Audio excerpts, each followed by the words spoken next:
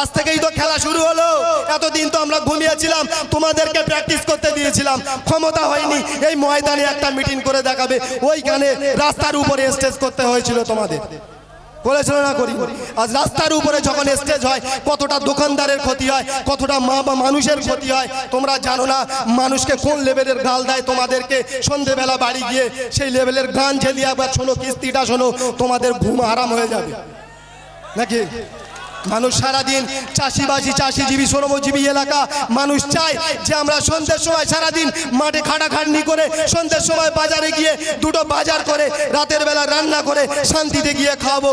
কিন্তু তোমাদের জন্যে এই রাস্তায় র্যালি করার জন্যে, রাস্তায় মিটিং করার জন্যে তাদের 8টা থেকে 9টার পরে ঘরে যেতে হয়। তাদের বাচ্চারা, অনেক বাচ্চা আছে না খাওয়া মানে ঘুমিয়ে যায়। সেটা কি তোমরা একবার চিন্তা ভাবনা করো?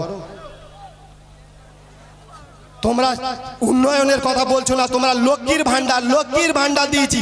একবারও বলে 100 দিনের কাজ বলে? সত্যি কথা বলে কেন? ওটা তো কেন্দ্র সরকার দেয়। এরা এমন লেভেলে চুরি করেছে সেটার হিসাব দিতে পারছে না, এখন খালি বলছে কেন্দ্র সরকার টাকা দিচ্ছে না।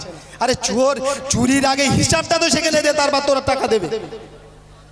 আবার দেবে কি করে? হয় পঞ্চায়েতের মেম্বারের বাপ, সব 100 দিনের কাজের লিস্টে ওদের নাম, আর গরিব মানুষদের সব মা খাতায়। তাই তো আন্দোলন করবে কারা, রাস্তায় হাঁটবে কারা? এই গরিব মানুষেরা। এদেরকে যদি সঠিক 100 দিনের কাজের টাকা দিয়ে থাকতে, তোমাদের কাঁধে কাঁধ দিয়ে এরা ভাঙড়ে না তোমাদের সাথে দিল্লি গিয়ে আন্দোলন করত। এরা যদি নিজের গাঁটির টাকা খরচা করে সোনপুর মিটিংয়ে আসতে পারে, নিজের গাঁটির টাকা খরচা করে তোমাদের সাথে দিল্লি গিয়ে আন্দোলন করত। তোমরা তো গরিবের হক দেবে না। 100 দিনের কাজের টাকায় ওনার মা বাপের নাম, জব কার্ডে ওনার মা বাপেদের নাম। যদি কোনোদিন সব ভাতায় ওনাদের নাম, যদি কোনোদিন বেশ্যা ভাতা চালু হয়,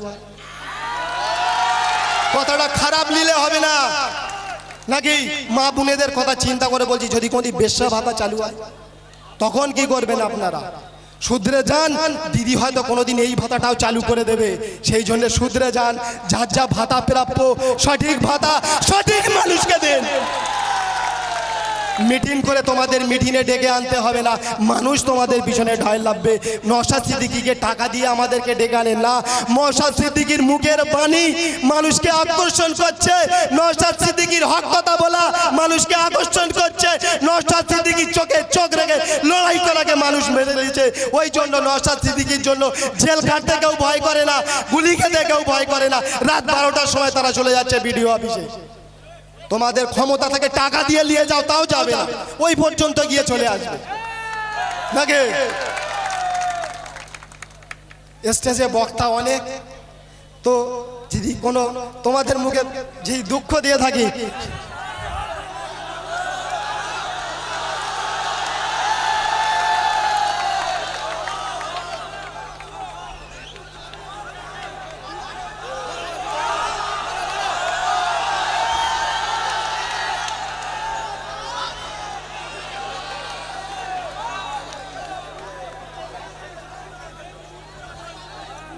এক থেকে 1.5 মিনিট খালি